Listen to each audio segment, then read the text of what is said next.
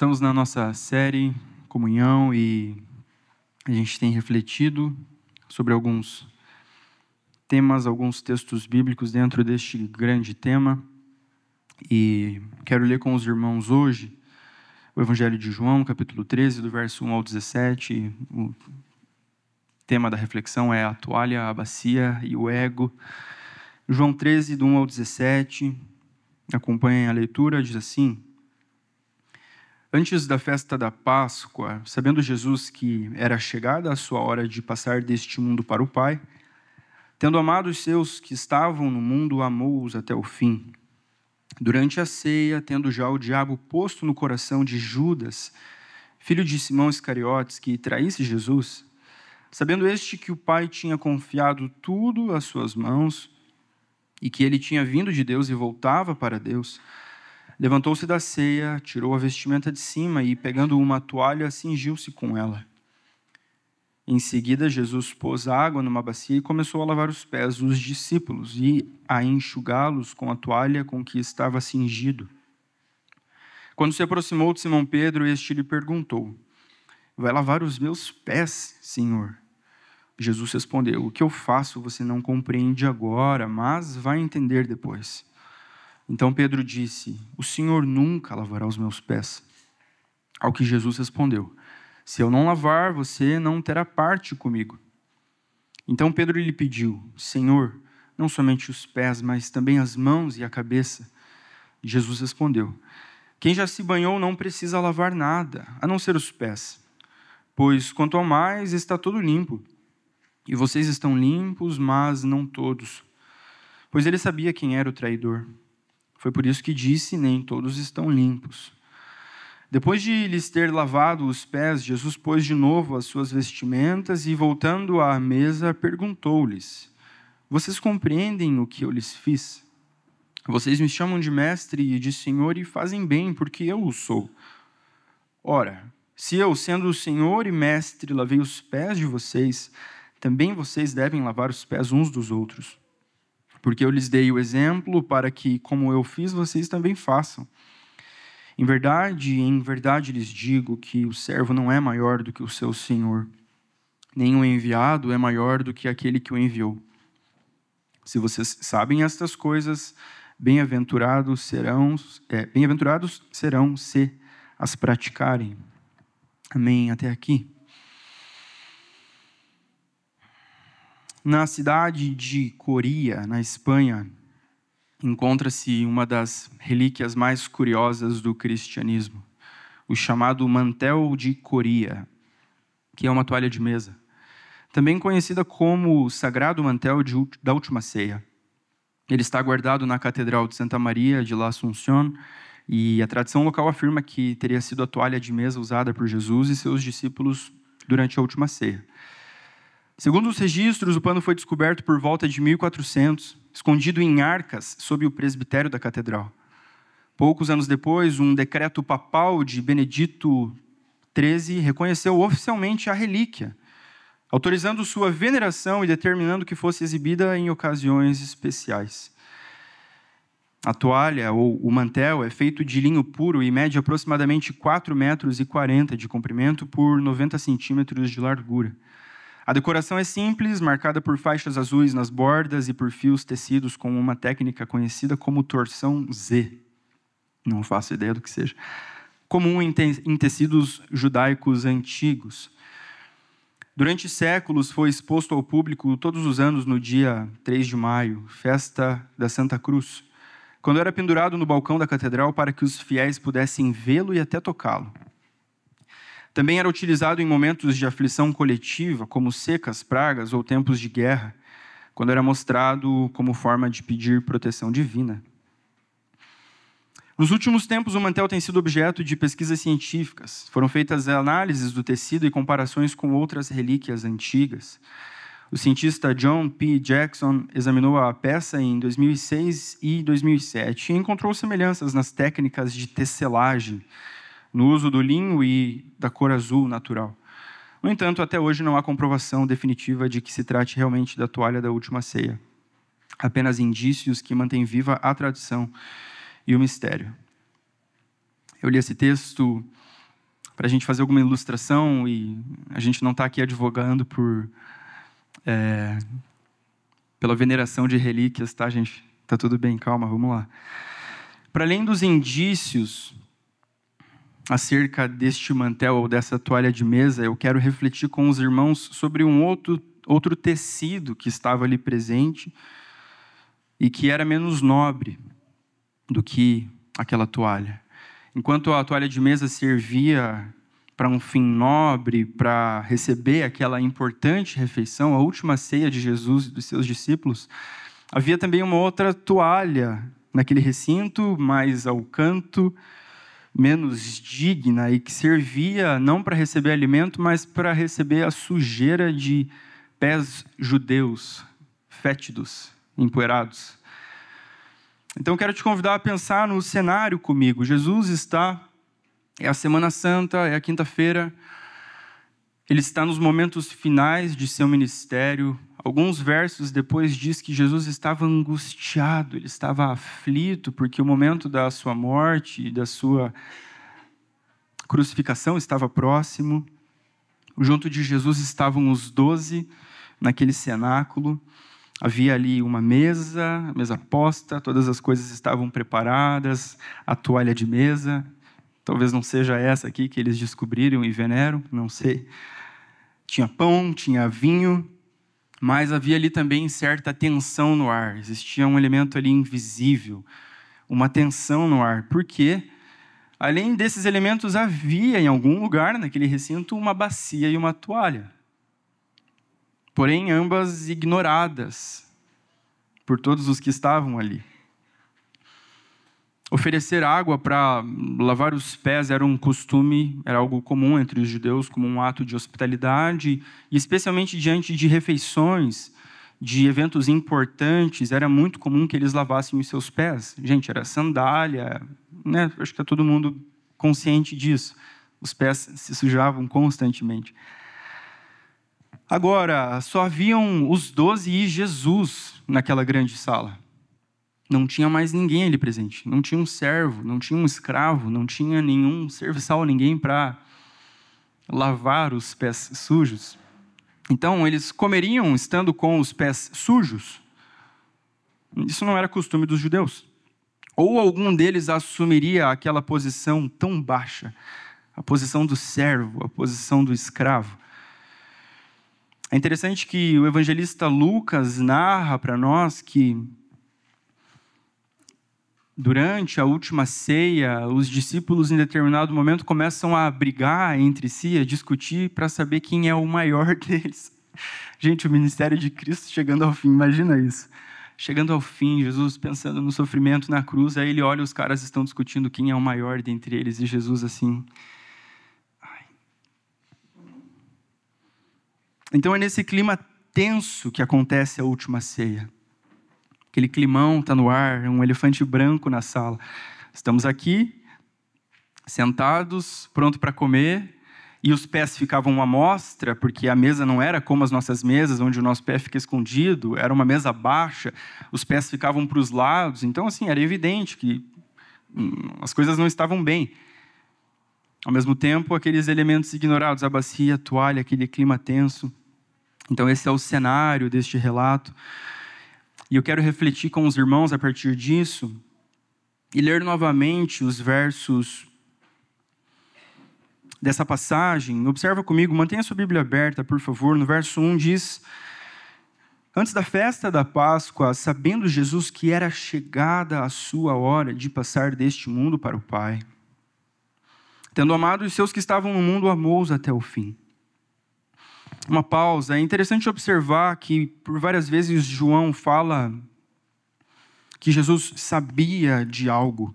E já de início, Jesus sabe que é chegada a sua hora, a cruz está diante de si, o traidor está naquele lugar também, e Jesus já sabia, ele não foi pego de surpresa com a traição de Judas.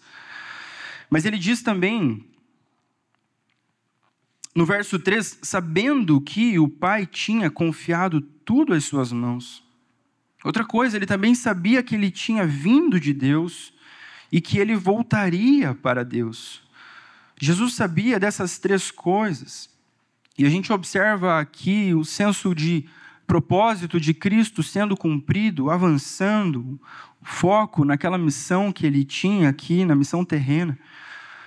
Então a identidade de Cristo estava muito bem estabelecida. Lembra no episódio pós-batismo, a voz do céu, a voz do Pai falando acerca de Cristo? Ele é o meu filho amado em quem eu tenho prazer. Antes de Cristo iniciar o seu ministério, ele tem mais uma vez a sua identidade firmada no amor do Pai. Ele é meu filho amado, ele vai. Jesus estava bem seguro de quem ele era. E a gente entende que isso é o que o habilita a se esvaziar de si, é o que o torna apto a servir, a assumir a posição de servo, a assumir a posição de um escravo.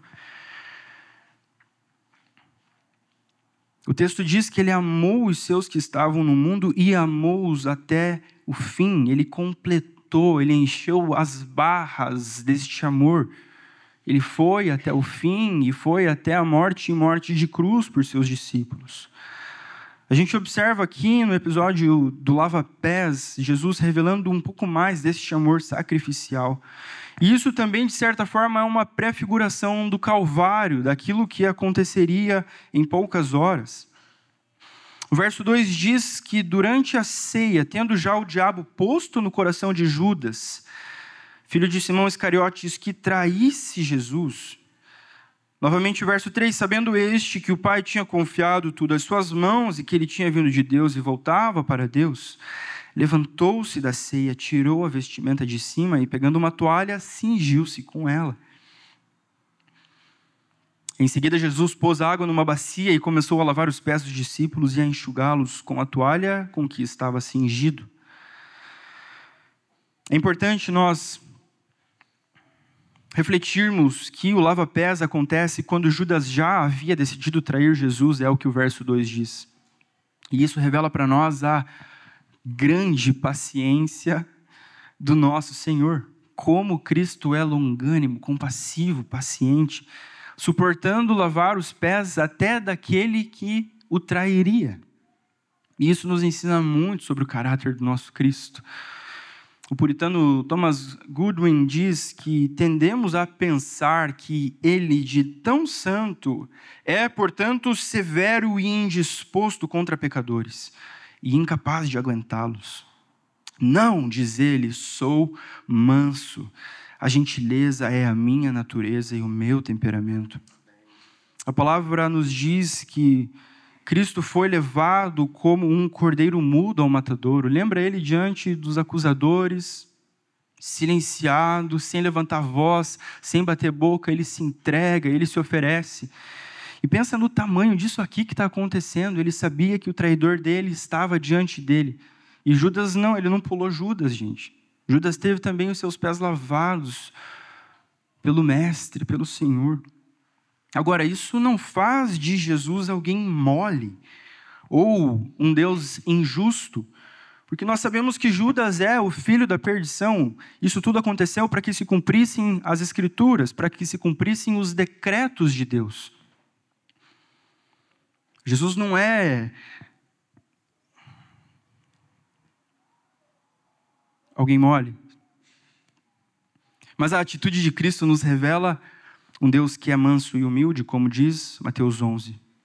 Aprendam de mim, porque eu sou manso e humilde de coração. Então, sendo ele o Verbo eterno, aquele que é um com o Pai e com o Espírito por toda a eternidade, aquele que sustenta toda a realidade com a sua palavra, ainda assim ele se levanta daquela ceia, tira a vestimenta de cima, tira a capa, fica apenas ali com uma túnica, ou como a roupa que os servos usavam. Pega uma toalha e cinge-se com ela, e se veste com aquela toalha. Derrama água na bacia e começa a lavar os pés dos discípulos e secá-los com a toalha que ele estava cingido. Volta um capítulo comigo, em João 12, no verso 12. Ali está o relato da entrada triunfal de Jesus em Jerusalém. O que acontece no domingo, João 12:12 diz: no dia seguinte, a numerosa multidão que tinha vindo à festa, tendo ouvido que Jesus estava a caminho de Jerusalém, pegou ramos de palmeiras e saiu ao encontro dele, clamando: Hosana, bendito o que vem em nome do Senhor e que é Rei de Israel. E Jesus, tendo conseguido um jumentinho, montou-o, segundo está escrito: não tema, filha de Sião, eis que o seu rei está vindo montado num filho de jumenta. Então, no domingo, nós temos as declarações de Hosana, ele é o rei de Israel, bendito o que vem em nome do Senhor. Mas voltando para o nosso texto, agora na quinta-feira, nós temos este que é o rei de Israel, este que vem montado num jumentinho, tirando a vestimenta de cima e se vestindo com uma toalha, assumindo forma de servo, do mais baixo servo. O que este rei veio fazer? Qual era a intenção de Cristo, o Senhor de tudo? A palavra nos diz que ele é o servo de todos, que ele veio para servir e não para ser servido. Ele vem e lava os pés dos seus discípulos. Ele derrama a sua vida em favor de pecadores. E Jesus faz isso, Jesus serve os seus discípulos, lava os pés, inclusive de Judas, no momento de maior angústia de sua vida, de maior tensão de sua vida. E isso como uma prefiguração de sua morte na cruz. Cristo se humilha ao tirar parte de sua roupa. Assim como na cruz ele foi exposto à vergonha. Filipenses 2 diz que ele se esvaziou, ele assumiu forma de servo, ele se tornou semelhante aos homens, ele se humilhou, ele foi obediente até a morte e morte de cruz. Cristo também assume aqui o trabalho dos mais baixos servos. Ele fez o trabalho sujo, que purifica os seus discípulos, apontando também para a obra da cruz. E eis o trabalho sujo. Paulo aos Coríntios diz: aquele que não conheceu o pecado, Deus o fez pecado por nós, para que nele fôssemos feitos justiça de Deus. Então, espiritualmente, este ato do lava-pés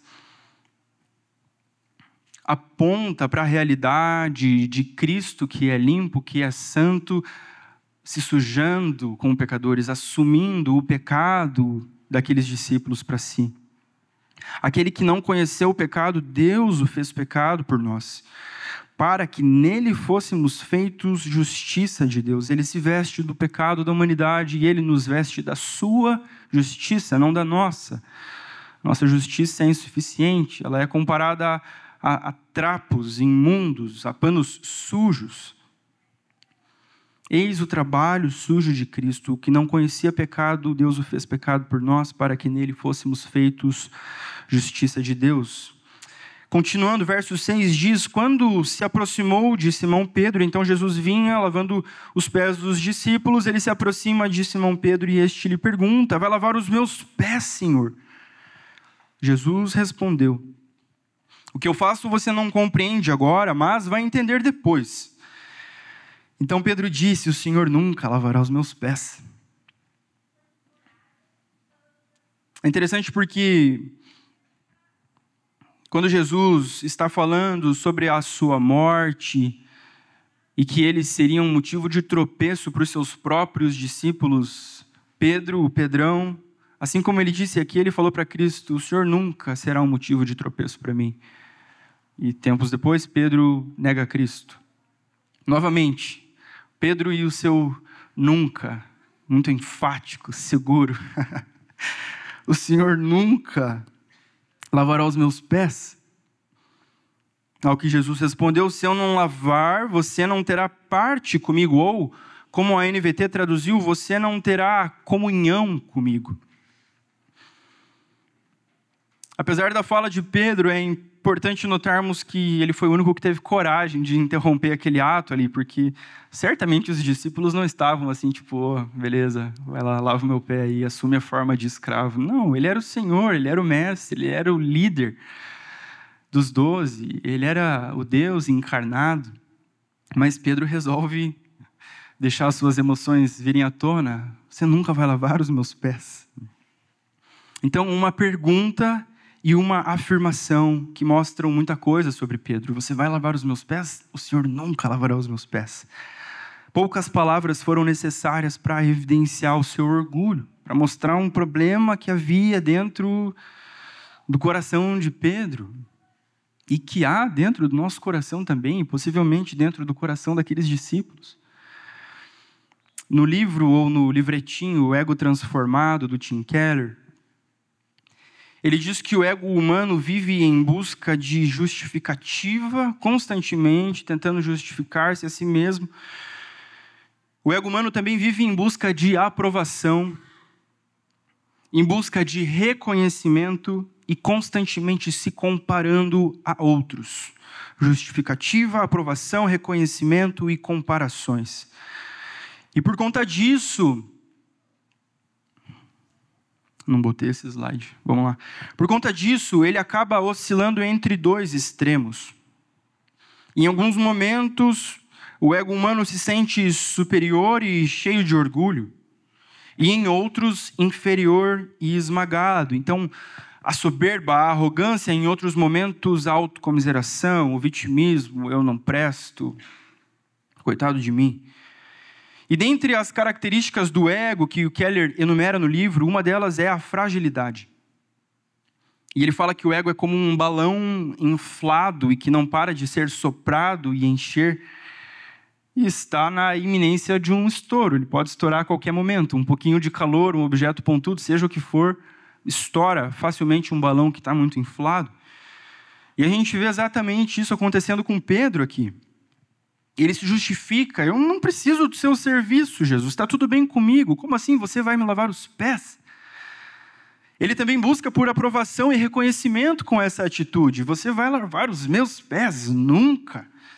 Ele estava com o pé sujo, ele precisava dos seus pés limpos. Mas com essa atitude, sei lá, ele tentou vender alguma imagem, até porque a postura, o papel de liderança dele já era muito evidente ao longo dessa caminhada. E ele se tornou, de fato, o líder da igreja. Mas ali a gente vê essa busca de aprovação, de reconhecimento. Você não vai lavar os meus pés de jeito nenhum. E após a resposta de Jesus, se eu não lavar, você não vai ter comunhão comigo. O balão do ego dá uma murchada rapidinho. Então, por favor, lava não somente os pés, mas também as mãos e a cabeça. Se a gente pensar nesse exemplo de Pedro e nessa conversa e nesse constrangimento, nós podemos pensar acerca de nós mesmos, como nós reagimos diante de situações assim. A maneira como nós reagimos demonstra muito do quão inflado, superinflado está o nosso ego, ou do quão murcha está essa bexiga, esse ego, num coitadismo. Diante de correções, como nós reagimos? O Senhor coloca pessoas ao nosso redor que por vezes nos corrigem. Irmãos, irmãs, marido, mulher, pai, filho, um chefe, enfim. O ponto é que existe certa liberdade dentro do corpo de Cristo para nós auxiliarmos uns aos outros, e não tem problema nenhum em a gente chegar e falar para o irmão: você pisou na bola comigo, meu irmão. É claro que tudo isso deve ser sempre com o tempero do amor, e a gente falha nisso, nós somos limitados. Mas o ponto é que quando nós somos, por exemplo, corrigidos, flagrados num erro, isso demonstra muito acerca de quem nós somos, como nós estamos reagindo, como está o nosso ego, como nós reagimos diante de elogios. Infla um pouco mais. Ou a gente também é aqueles que não me elogie, sabe, eu sou horrível, não me elogie. Existe um lugar equilibrado no meio de tudo isso. Como nós reagimos diante de críticas sobre coisas que a gente faz, sobre opiniões, ou como nós reagimos diante do serviço. Pedro, Jesus, você não vai lavar meu pé de jeito nenhum, mas o teu pé está sujo, deixa eu lavar, fica quieto. Como que a gente reage diante do serviço que vem até nós? Não preciso. Quando você ganhar algum presente, ainda que você não precise, não fale não precisava. Seja educado, fala obrigado. Porque na maioria das vezes a gente precisava daquilo que está nos sendo dado e automaticamente a gente fala o quê? Não precisava. Tipo, não precisava. Tuas camisetas estão tudo desgarçadas. Você ganhou uma camiseta, você fala obrigado. Amém? Recebe. Eu tenho um exemplo bem aleatório, mas isso demonstra a nossa dificuldade em recebermos. Recebermos ajuda, recebermos um presente, recebermos um carinho, um afeto. Porque essa postura de falsa humildade, ela mostra muito a nosso respeito, um orgulho, uma altivez, uma soberba. Continuando, verso 8, então Pedro fala, o Senhor nunca lavará os meus pés, e Jesus disse, se eu não lavar, você não terá comunhão comigo. Verso 9, então Pedro lhe pediu, Senhor, não somente os pés, mas também as mãos e a cabeça. Jesus respondeu, quem já se banhou não precisa lavar nada, a não ser os pés, pois quanto ao mais está todo limpo, e vocês estão limpos, mas não todos. Pois ele sabia quem era o traidor, foi por isso que disse, nem todos estão limpos. Eu quero observar e fazer uma comparação com os irmãos sobre o que Jesus fala. Quem já se banhou não precisa lavar nada, a não ser os pés. Então existe este lavar definitivo de Cristo sobre os seus, que é este banho que aponta para a aspersão do sangue de Cristo sobre o seu povo. Ainda que ele ainda não tivesse morrido, derramado seu sangue, a palavra nos diz que o Cordeiro foi imolado antes da fundação do mundo. O sacrifício de Cristo ele tem efeito de eternidade a eternidade, por isso que as pessoas eram salvas na antiga aliança. Por isso que esses caras aqui já eram convertidos, eles eram parte de Cristo. Então existe esse lavar definitivo, este banho que aponta para a justificação. Então Cristo não conheceu o pecado e ele se fez pecado por nós para que nele fôssemos feitos justiça de Deus. Ao crermos em Cristo, ao sermos lavados, ao tomarmos este banho com o seu sangue, nós somos declarados justos, assim como Cristo é justo. É uma justiça declarada a nosso respeito, não que nós nos tornamos justos do dia para a noite, porque a gente ainda continua pecando. E justamente por isso que não há apenas este banho, este lavar definitivo, mas existe também este lavar diário. Jesus falou, quem já se banhou não precisa lavar nada a não ser os pés, que aponta para a realidade da santificação, que é a obra na qual nós estamos agora. A nossa justificação é um decreto a nosso respeito, nada e nem ninguém muda, glória a Deus por isso. Agora, nós estamos nesse processo de santificação, como foi orado anteriormente, sendo formados, transformados à imagem de Cristo, sendo conformados à imagem de Cristo. Essa é a purificação diária, e é algo progressivo na vida do crente. Uns capítulos depois, em João 15, Jesus disse, vocês já estão limpos por causa da palavra que eu tenho lhes falado. Paulo vai usar também essa figura da palavra, quando ele fala aos Efésios, no capítulo 5, que Cristo amou a igreja e se entregou por ela para que a santificasse, tendo-a purificado por meio da lavagem de água pela palavra.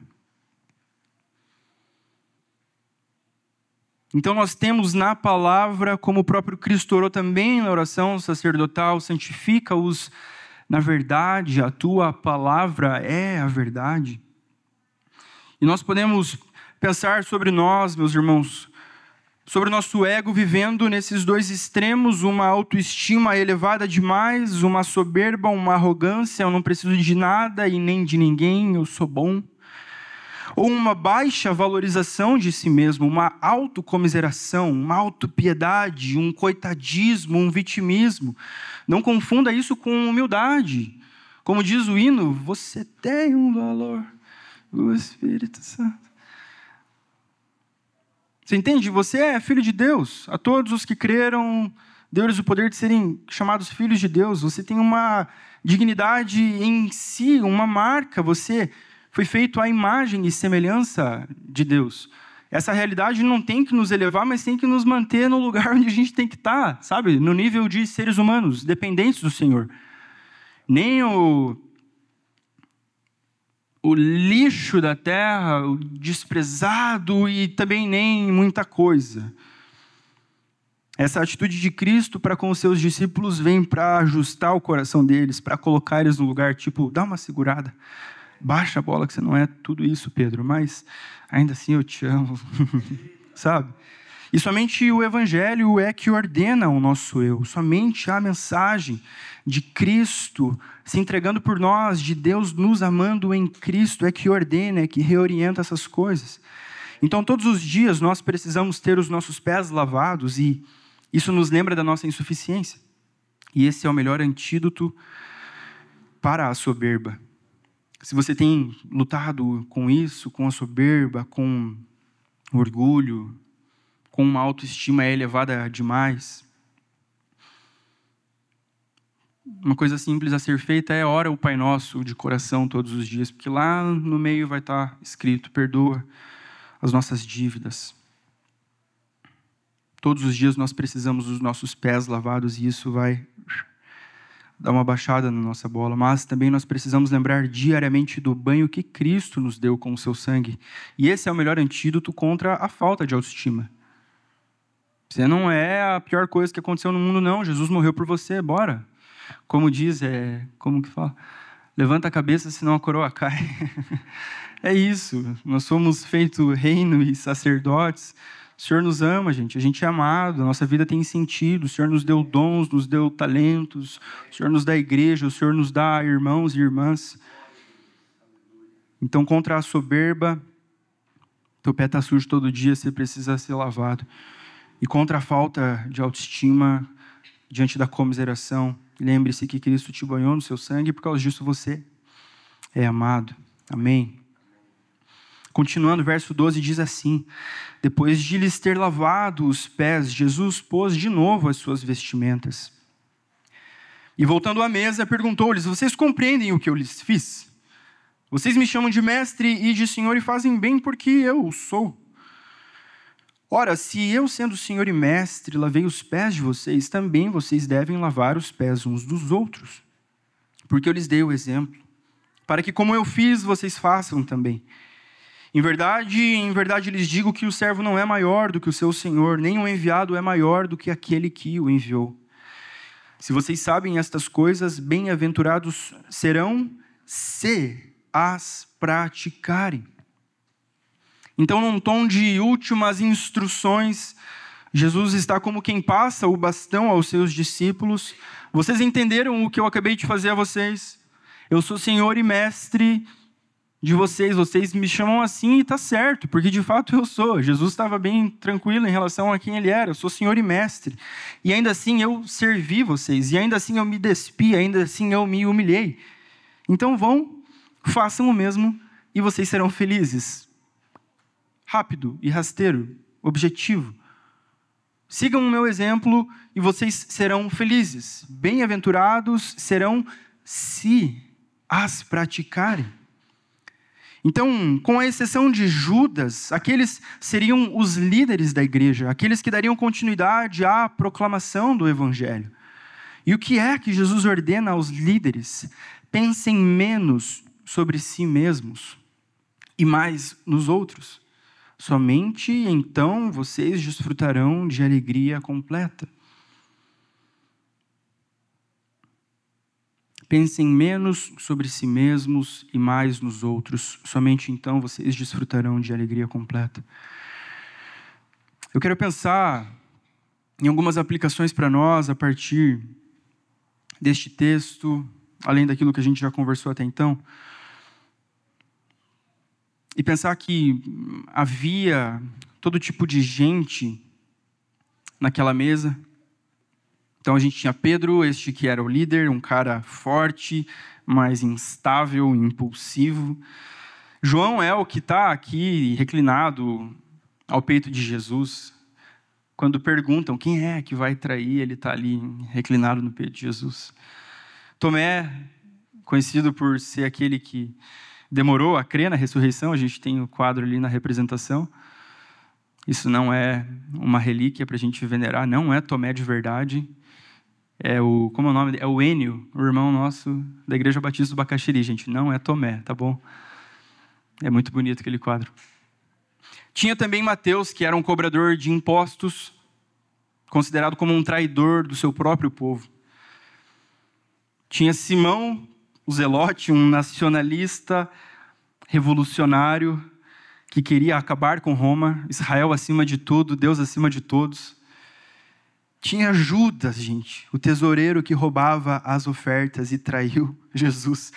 Gente, olha a mesa de Cristo, só gente boa, gente, só... A gente não está muito diferente disso aqui, não, gente. A gente não está muito diferente. Então, se na mesa de Cristo havia todo tipo de gente, e ele serviu todo tipo de gente, não deveríamos nós imitá-lo? É o que ele falou. Vocês vão ser felizes se vocês fizerem o que eu estou fazendo, se vocês replicarem, se vocês repetirem isso. Agora, quem que senta na nossa mesa? Quem que nos atrai o serviço, a compaixão?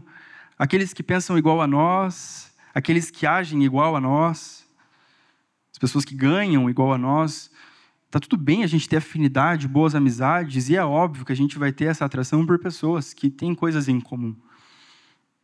Agora, no que diz respeito a este serviço cristão, a isso que Cristo deseja que o seu povo demonstre, quem são as pessoas que sentam em nossa mesa, que recebem do nosso serviço.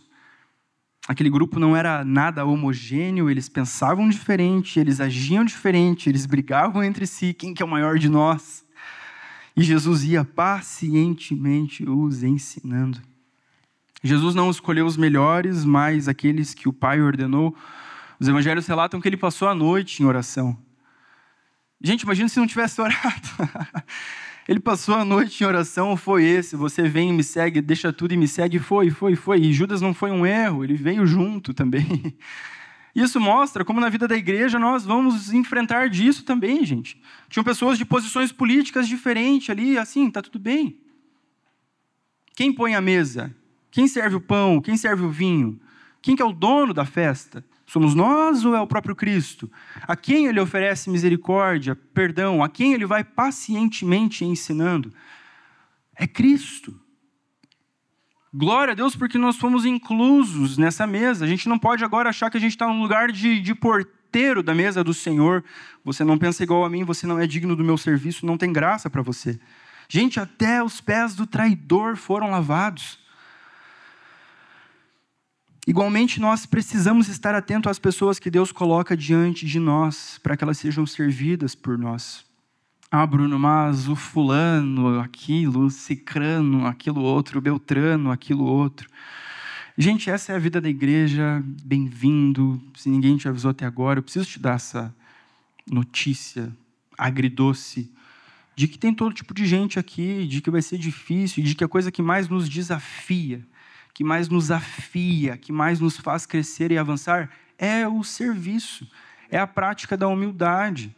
Porque você vai fazer uma coisa e talvez o irmão venha e fale para você, então, você podia fazer dessa forma e não daquela. Aí você vai querer matar a pessoa e, ok, mas não mate, calma. O Senhor pode te ajudar a respirar fundo. As pessoas vão fazer as coisas do jeito que você não queria. Isso vai exigir a ti de que você largue o controle, sabe? No ministério que você está envolvido aqui, se a gente for pensar numa aplicação.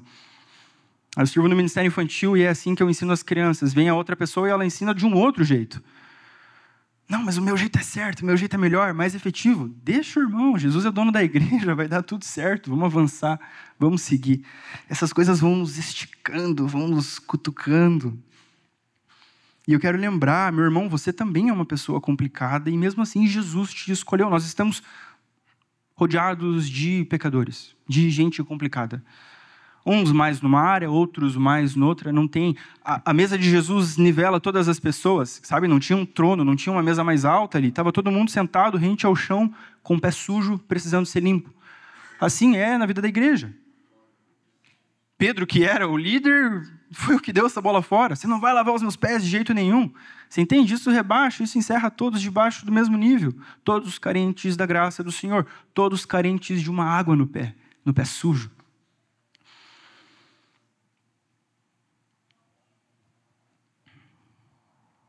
E é importante a gente pensar que na vida do serviço humilde não há apenas sofrimento, porque Jesus diz no fim que existe uma alegria escondida nesse lugar de serviço. Essa alegria que só pode ser encontrada ao tirarmos as vestes, ao nos ajoelharmos e lavarmos o pé sujo uns dos outros. É a alegria de pensar menos em si e mais nos outros. Agora, obviamente, isso é completamente antinatural, contracultural. Como assim eu vou me humilhar e vou servir? Como assim eu vou perdoar aquele que me ofende? Como assim eu vou ter comunhão com essa pessoa que pensa tão diferente de mim? Se existe Cristo entre você e o seu irmão, é isso, gente, é plena comunhão, é Cristo que nos une, é o amor do Senhor, todos fomos batizados no mesmo Espírito, bebemos do mesmo Espírito. E enquanto eu pensava nesse texto, também me veio mais uma aplicação para nós a partir dessa palavra. Se a gente pensar no banho que Jesus se refere como sendo esse banho definitivo, que nos lava dos pecados, que nos regenera, que nos faz nascer de novo, que nos insere no corpo de Cristo, e deste lava-pés como sendo este lavar diário dos pés sujos e cansados das andanças dessa vida, existe uma outra maneira ainda de serviço, onde nós podemos lavar os pés uns dos outros, que é a prática da confissão de pecados. Esse é um tema controverso por vezes. Em extremos, talvez a gente tenha algo institucionalizado, onde a gente deve se confessar ao padre, ao líder da igreja. Um outro lado, tipo, não, eu toco a minha vida sozinho, deixa eu seguir minha vida aqui e está tudo bem. Só que muitos de nós experimentam de um sofrimento absurdo na vida, de um sofrimento complicado na vida, porque a gente não deixa ninguém acessar as nossas feridas, sabe? Pensa na exposição que era você ter o Deus eterno diante de si, abaixado, tipo, tem uma joanete, tem uma unha encravada aqui no Judas, tem... Pedro perdeu a unha chutando uma pedra, sabe? Essa exposição da própria fragilidade, essa vulnerabilidade diante do Senhor. A palavra de Deus nos orienta a vivermos dessa maneira também entre nós. Gente, não é uma exposição completa da sua vida, tipo, todo mundo tem que saber tudo de mim. Não é sobre isso. É especialmente sobre questões nas quais a gente patina por muito tempo, a gente não consegue avançar. A gente ora, a gente lê a Bíblia, a gente jejua, por que não muda? O apóstolo Tiago fala para a gente confessar os nossos pecados uns aos outros e orarmos uns pelos outros. Existe muito benefício nisso, existe muita cura disponível ao corpo de Cristo através da comunhão. O texto base dessa série de mensagens, 1 João 1,7, está ali embaixo, diz que se nós andamos na luz como Ele está na luz, nós temos comunhão uns com os outros, e o sangue de Jesus Cristo nos purifica de todo o pecado.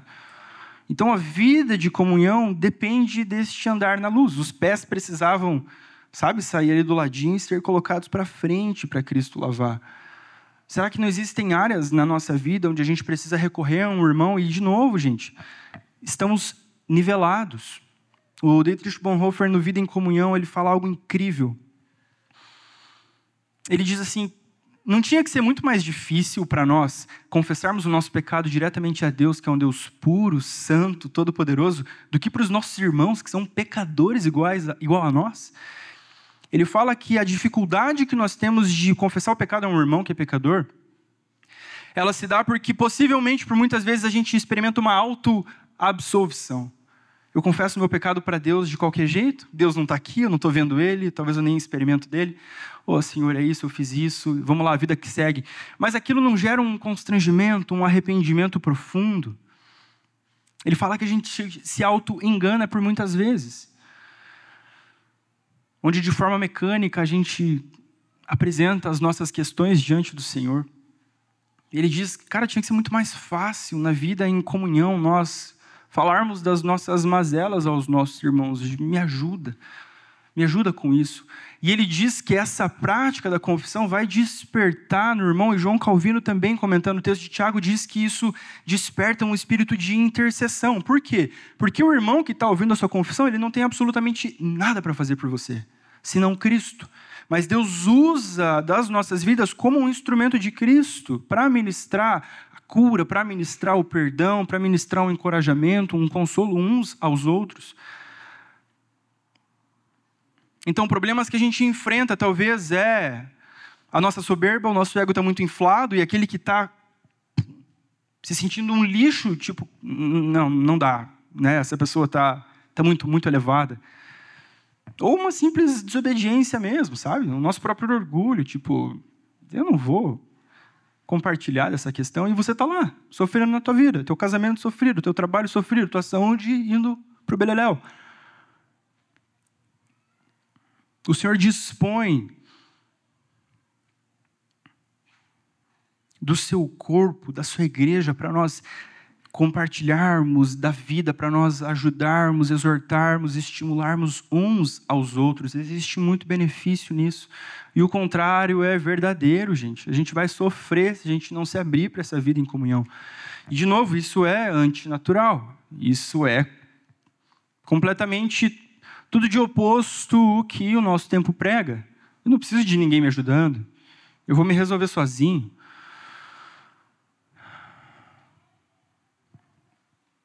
Então, eu entendo que esse texto também nos convida para a gente se dispor a lavar os pés uns dos outros.